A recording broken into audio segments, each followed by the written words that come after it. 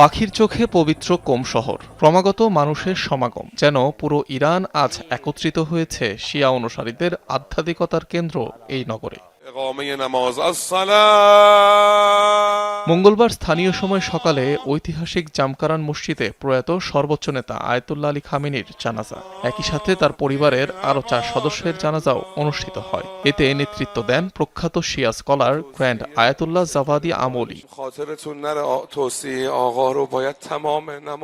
জানাজা ঘিরে ঢল নামে নারী পুরুষ নির্বিশেষে লাখ লাখ মানুষের, যোগ দেন সব বয়সের, সব শ্রেণী পেশার মানুষ। জানাজা শেষে প্রয়াত নেতা ও তার পরিবারের সদস্যদের জন্য করা হয় বিশেষ মোনাজাত। এরপর চলে দিনের অন্যান্য আনুষ্ঠানিকতা।